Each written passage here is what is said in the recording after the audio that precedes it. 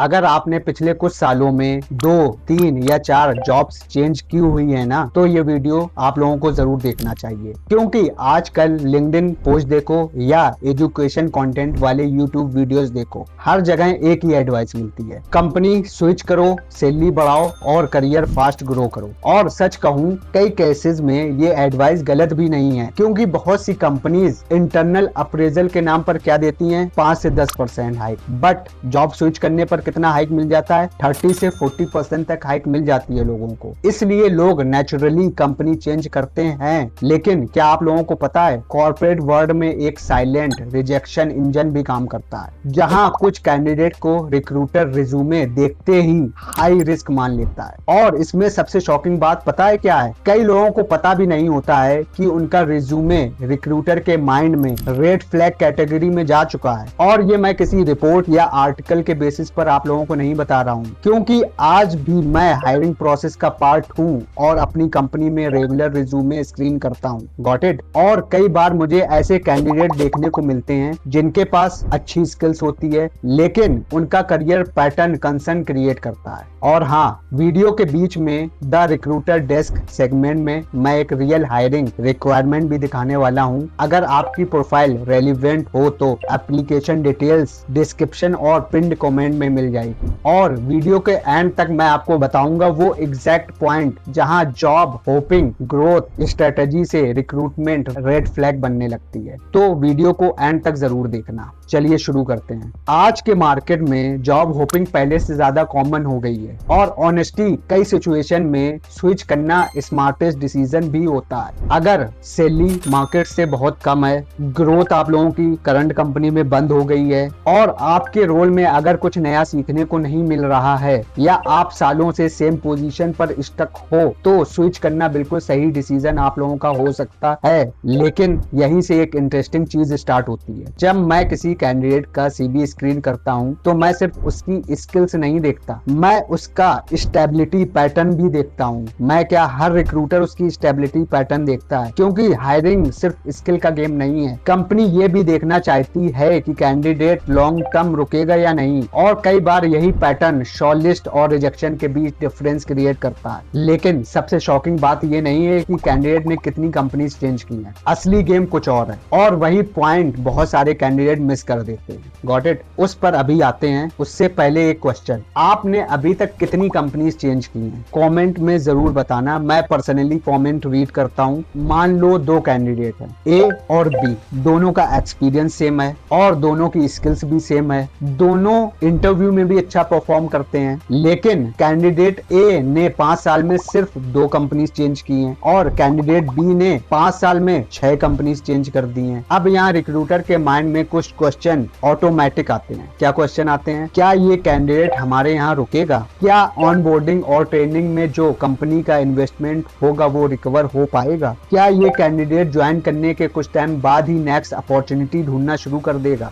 ध्यान रहे, मैं ये नहीं कह रहा कि हर रिक्रूटर ऐसा सोचता है, लेकिन ये कंसर्न रियल होता है। समझो आप लोग, मैं आपको रियलिटी बता रहा हूँ मार्केट की, स्पेशली जब रोल सीनियर हो या बहुत क्रिटिकल पोजीशन हो या कंपनी लॉन्ग टर्म हायरिंग कर रही हो। और 2 मिनट बाद मैं आपको एक रियल हायरिंग रिक्वायरमेंट भी दिखाने वाला हूं, जहां आप खुद देखेंगे कंपनीज एक्चुअली किस टाइप के कैंडिडेट हायर करना चाहती है। लेकिन उससे पहले एक इंपॉर्टेंट पॉइंट, कई लोग सोचते हैं प्रॉब्लम सिर्फ जॉब चेंजेस की क्वांटिटी है। मेरे एक्सपीरियंस में क्वांटिटी से ज्यादा पैटर्न मैटर करता है, और वही पॉइंट बहुत लोग मिस कर देते हैं। चलिए पहले आज की रिक्रूटर डेस्क ओपनिंग देखते हैं। ये हायरिंग रिक्वायरमेंट रिसेंटली मेरे नेटवर्क में सर्कुलेट हुई थी। 2 से 6 साल एक्सपीरियंस का कैंडिडेट के लिए मल्टीपल ओपनिंग्स हैं। क्या क्या ओपनिंग्स हैं आपको स्क्रीन पर दिख जाएंगी।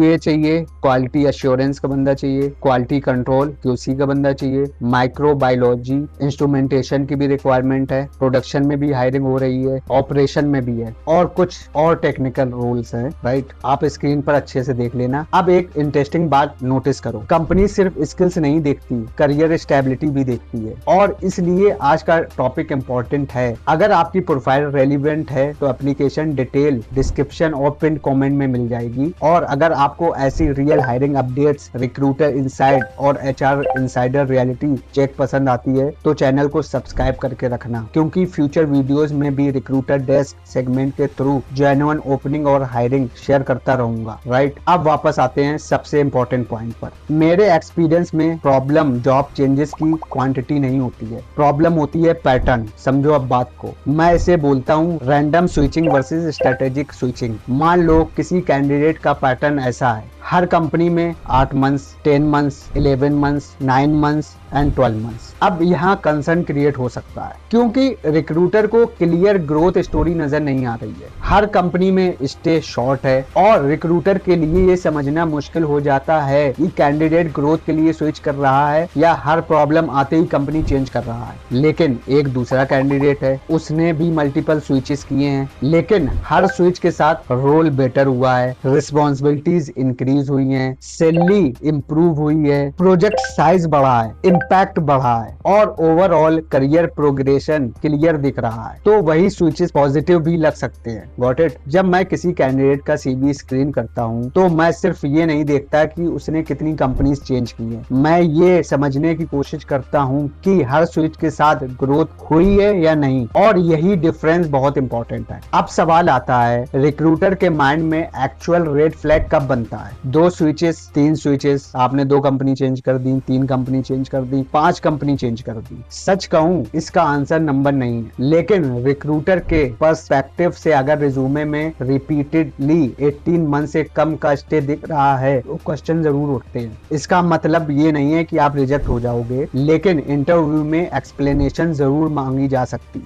और अगर आप उस एक्सप्लेनेशन को कॉन्फिडेंटली जस्टिफाई नहीं कर पाते हो तो वही प्रॉब्लम क्रिएट कर सकता है। Got it. तो फाइनल आंसर क्या है? जॉब होपिंग करियर किलर नहीं है और ब्लाइंडली लॉयल रहना भी स्मार्ट स्ट्रेटेजी नहीं है। स्मार्ट मूव तब है जब स्विच प्लानिंग के साथ हो, और हर स्विच के पीछे एक लॉजिकल ग्रोथ स्टोरी होना चाहिए। और अगर आपने लाइफ में मल्टीपल स्विचेस किए हैं तो पार्ट 2 मिस मत करना, क्योंकि उस वीडियो में मैं बताऊंगा इंटरव्यू में जॉब होपिंग को जस्टिफाई कैसे करें, कौन से आंसर रिक्रूटर को कन्विंस करते हैं और कौन से आंसर रिक्रूटर को डाउट में डाल देते हैं, और कई बार वही सिलेक्शन और रिजेक्शन के बीच डिफरेंस क्रिएट करते हैं। अगर पार्ट 2 चाहिए तो कमेंट करो।